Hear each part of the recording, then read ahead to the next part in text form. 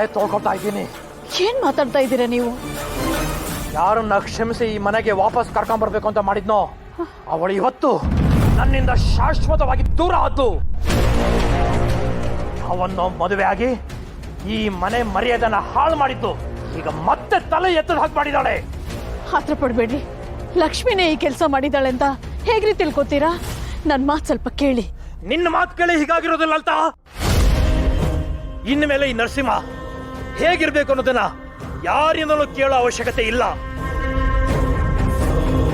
ಒಂದು ವಿಷಯ ನೆನಪಿರ್ಲಿ, ಇನ್ನು ಮುಂದೆ ಈ ಮನೆಯಲ್ಲಿ ಅವಳ ಹೆಸರನ್ನು ಎತ್ತೋದಾಗ್ಲಿ ಅವಳ ಬಗ್ಗೆ ಮಾತಾಡೋದಾಗ್ಲಿ ಯಾರು ಮಾಡಬಾರ್ದು. ರೀ,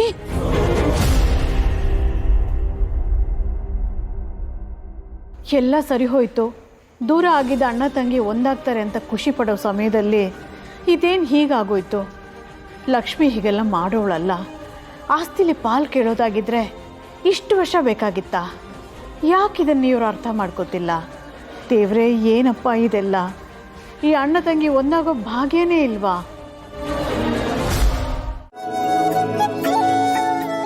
ಸದ್ಯ ಸಮಾಧಾನವಾಗಿದ್ದೀರಲ್ಲ? ಅಂದಹಾಗೆ ಹೊರಗಡೆ ಎಲ್ಲಿ ಹೋಗಿದ್ರಿ? ಇನ್ವಿಟೇಷನ್ ಕಾರ್ಡ್ನ ನೆಂಟರು ಇಷ್ಟರು ಎಲ್ರಿಗೂ ಹಂಚ್ಬಿಟ್ಟು ಬಂದೆ.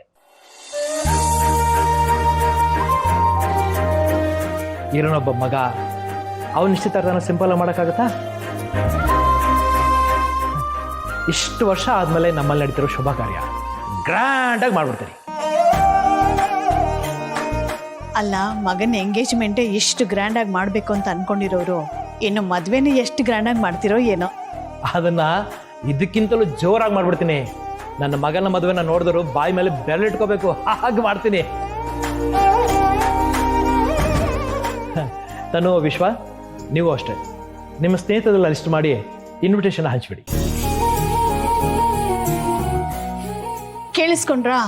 ಇಬ್ರು ಯಾರ್ಯಾರಿಗೆ ಇನ್ವಿಟೇಷನ್ ಕಾರ್ಡ್ ಕೊಡ್ಬೇಕು ಅಂದ್ಬಿಟ್ಟು ರೂಮಲ್ಲಿ ಹೋಗಿ ಕುತ್ಕೊಂಡು ಲಿಸ್ಟ್ ಮಾಡ್ಕೊಳ್ಳಿ. ಹೋಗಿ. ನಾನೇನೋ ರೆಡಿ ಅತ್ತೆ, ನಿಮ್ಮ ಮಗನಿಗೆ ಹೇಳಿ ಇನ್ವಿಟೇಷನ್ ಕಾರ್ಡ್ ಬಂದ್ರೂ ಖುಷಿ ಇಲ್ಲ, ಎಂಗೇಜ್ಮೆಂಟ್ ಅಂದ್ರೂ ಖುಷಿ ಇಲ್ಲ. ನೋಡಿ, ಒಳ್ಳೆ ಆಂಜನೇಯನ್ ಮೂತಿ ತರ ಊದ್ಸ್ಕೊಂಡಿರೋದು. ನಿನ್ನ ಕಣ್ಣನ್ನ ಯಾವ್ದಾದ್ರು ಐ ಸ್ಪೆಷಲಿಸ್ಟ್ ಹತ್ರ ಹೋಗಿ ತೋರ್ಸು. ಹಾಗಂದ್ರೆ ನಿಂಗೆ ಖುಷಿ ಇದೆ ಅಂತ ಆಯ್ತು. ಹಂಗಂತ ನಾನು ಹೇಳಿದ್ನಾ? ಹಂಗಂದ್ರೆ ಖುಷಿ ಇಲ್ವಾ ನಿಂಗೆ?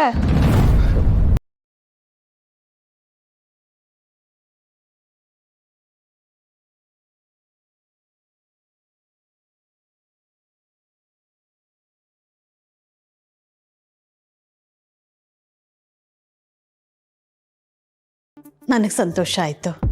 ಲಲಿತಾ, ಇಷ್ಟು ವರ್ಷ ಹಾಲು ಅಂತ ಅಂದ್ಕೊಂಡಿದ್ದು ಹಾಲ ಅಂತ ಗೊತ್ತಾದಾಗ ಅದರ ಸಹವಾಸನೆ ಬೇಡ ಅಂತ ದೂರ ಇರೋದು ಒಳ್ಳೇದು. ನಾನೇ ತಪ್ಪು ಮಾಡಿದೆ ಅಂತ ಅಂದ್ಕೊಂಡಿದ್ದೆ. ಅವಳು ಕೂಡ ನನ್ನಿಂದ ದೂರ ಆಗಿ ಕೊರಗ್ತಾ ಇದ್ದಾಳೆ ಅಂತ ಅಂದ್ಕೊಂಡಿದ್ದೆ. ಆದರೆ ನಾನು ಅಂದ್ಕೊಂಡಿದ್ದು ಸುಳ್ಳು ಅಂತ ಗೊತ್ತಾಯ್ತು. ಅವಳಿಗೆ ನಮ್ಮ ಮೇಲೆ ದ್ವೇಷ ಇದೆ ಅಂತ ಗೊತ್ತಾದ ಮೇಲೂ ಅವಳ ಬಗ್ಗೆ ನಾವ್ಯಾಕೆ ಯೋಚನೆ ಮಾಡಬೇಕು? ನಮ್ಮ ಕಾರ್ಯನ ನಾವು ಮಾಡ್ತಾ ಇರ್ಬೇಕಷ್ಟೇ.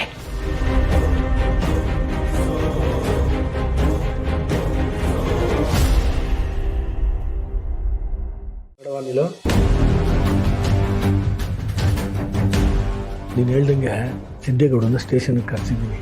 ಮುಂದೆ ಏನು ಮಾಡಬೇಕು ಅಂತ ಹೇಳವ? ಮಾವ, ಮುಂದಿನ ಪ್ಲ್ಯಾನು ಇನ್ನೂ ಸಿಂಪಲ್ಲು. ಈಗ ಸಿದ್ದುನ ಸ್ಟೇಷನ್ಗೆ ಕರೆಸಿದ್ದಾಯ್ತಲ್ವಾ, ನೆಕ್ಸ್ಟು ಅಲ್ಲಿ ಪೊಲೀಸವ್ರಿಗೆ ಸಿದ್ದುನ ಚೆನ್ನಾಗಿ ಹೊಡೆಯಕ್ಕೆ ಹೇಳಿ. ಏನವ ಹೇಳ್ತಾ ಇದೆಯಾ ನೀನು? ಅಲ್ಲ ಕಣವ, ನನ್ನ ಮಗ ಸಿದ್ದೇಗೌಡ ಯಾಕವ ಅದೇ ತಿನ್ಬೇಕು? ಅಲ್ಲ, ನೀನೇನೋ ಮಾತಲ್ಲೇ ಅವನು ನೋವಾಗ ಥರ ಹೇಳ್ತಿಯಾದ್ರೆ ನೀನು ಇಷ್ಟೆಲ್ಲ ಮಾಡ್ತಾ ಇದೆಯಲ್ಲವ? ಆಗಕ್ಕಿಲ್ಲಪ್ಪ, ಇದು ನನ್ನ ಕೈಲಿ ಹಾಕಿಲ್ಲ, ಬಿಟ್ಬಿಡವ ನೀನು. ಮಾವ, ನಾನು ನಿಮಗೆ ಅದನ್ನೇ ಹೇಳಕ್ಕೆ ಪ್ರಯತ್ನ ಪಡ್ತಿರೋದು. ಸಿದ್ದು ಇವಾಗ ಸ್ವಲ್ಪ ನೋವು ಅನುಭವಿಸಿದ್ರು ಜೀವನ ಪೂರ್ತಿ ಸಂತೋಷವಾಗಿರ್ತಾನೆ. ನಿಮ್ಗೆ ಯಾವುದು ಮುಖ್ಯ? ಅಲ್ಲ ಕಣವ, ಸಿದ್ದೇಗೌಡ ಅದೇ ತಿನ್ನೋದ್ರಿಂದ ನಮಗೇನವ ಲಾಭ ಆದತ್ತು? ಅಲ್ಲೇ ಮಾವ ಪಾಯಿಂಟ್ ಇರೋದು. ನಾನು ನಿಮಗೆ ಆಗಲೇ ಹೇಳಿದೆ ಅಲ್ವಾ, ಯಾರಿಗೆ ಎಲ್ಲಿ ಪೆಟ್ಟು ಕೊಟ್ಟರೆ ಅವ್ರಿಗೆ ನಿಜವಾಗ್ಲೂ ಪೆಟ್ಟಾಗುತ್ತೋ ಅದನ್ನು ನಾವು ಮೊದಲು ಅರ್ಥ ಮಾಡ್ಕೋಬೇಕು ಅಂತ. ಹಾಗೆ ಈಗ ಅಲ್ಲಿ ಭಾವನಾ ಕೂಡ ಇರೋದ್ರಿಂದ ಅವಳ ಮುಂದೆನೇ ಸಿದ್ದು ಒದೆ ತಿಂತಾ ಇದ್ರೆ ಅವಳಿಗೆ ನನ್ನಿಂದ ಪಾಪ ಸಿದ್ದುಗೆ ಇಷ್ಟೆಲ್ಲ ನೋವು ಸಂಕಟ ಆಗ್ತಿದೆಯಲ್ಲ ಅಂತ ಅನಿಸಿ ಕೊನೆಗೆ ನಮ್ಮ ಹತ್ರನೇ ಬಂದು ನಮ್ಮ ದಾರಿಗೆ ಬರ್ತಾಳೆ. ನೋಡವ್ವ, ಆದರೂ ನನ್ನ ಮನಸ್ಸಿಗೆ ಬೇಜಾರಾಯ್ತದ ಕಣವ.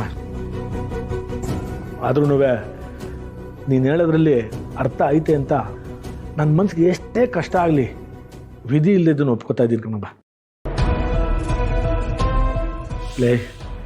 ಲೇ ಸಿದ್ದೇಗೌಡ, ದಯವಿಟ್ಟು ನನಗೆ ಕ್ಷಮಿಸ್ಬಿಡ್ಲೇ.